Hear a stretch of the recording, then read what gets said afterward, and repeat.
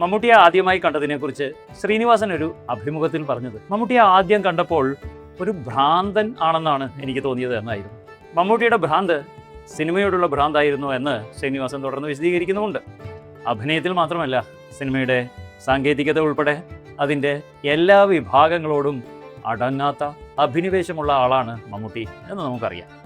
ഏതെങ്കിലും വിഷയത്തിലുള്ള ഈ ഭ്രാന്ത്, അഭിനിവേശം അല്ലെങ്കിൽ പാഷൻ ആണ് ഏതു രംഗത്തും വിജയിക്കുവാൻ ഒരാൾക്ക് വേണ്ടുന്ന മൂലത്. ഞാൻ ഡോക്ടർ പ്രവീൺ രാമചന്ദ്രൻ. ഡിജിറ്റൽ കോച്ചിങ്ങിനെ കുറിച്ചുള്ള എൻ്റെ 3ാം വീഡിയോയിലേക്ക് സ്വാഗതം. നിങ്ങൾ പാഷനേറ്റ് ആണോ എന്നറിയാൻ ഒരു ലിറ്റ്മസ് ടെസ്റ്റ്. നിങ്ങൾ എപ്പോഴും ചിന്തിക്കുന്ന കാര്യം എന്തെന്ന് സ്വയം ചോദിക്കുക. രാവിലെ ഉണർന്നാൽ ഉറങ്ങും വരെ നിങ്ങൾ ചിന്തിക്കുന്ന പ്രധാനപ്പെട്ട കാര്യം, എത്ര തവണ നിർത്തിവെച്ചാലും പിന്നെയും പിന്നെയും നിങ്ങൾ മടങ്ങി വരുന്ന ആ ഒരു കാര്യം, അതുതന്നെയാണ് നിങ്ങളുടെ പാഷൻ ഏറിയ. ഈ പാഷൻ തന്നെയാണ് ഒരു ഡിജിറ്റൽ എഡ്യൂക്കേറ്റർ അല്ലെങ്കിൽ കോച്ച് ആകാനുള്ള നിങ്ങളുടെ അടിസ്ഥാന യോഗ്യത. ലക്ഷങ്ങൾ സമ്പാദിക്കാൻ കഴിയുന്ന തരത്തിലുള്ള ഒരു നോളജ് ബിസിനസ് ബിൽഡ് ചെയ്യാൻ ഈ പാഷൻ നിങ്ങൾക്ക് ഒരു അനുഗ്രഹം തന്നെ ആയിരിക്കും.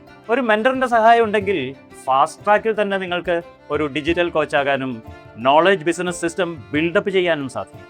എങ്ങനെ ഈ സിസ്റ്റം നിർമ്മിക്കാം, അതിൻ്റെ പ്രോസസ്സുകൾ എന്തൊക്കെയാണ് എന്നറിയാനായി എൻ്റെ ഫ്രീ വെബിനാർ അറ്റൻഡ് ചെയ്യാൻ വെബിനാർ എന്ന ഈ വീഡിയോയ്ക്ക് ചുവടെ ഇപ്പോൾ തന്നെ കമൻറ്റ് ചെയ്യുക. അടുത്ത വീഡിയോയിൽ വീണ്ടും കാണാം. അതുവരേക്കും നല്ല നമസ്കാരം.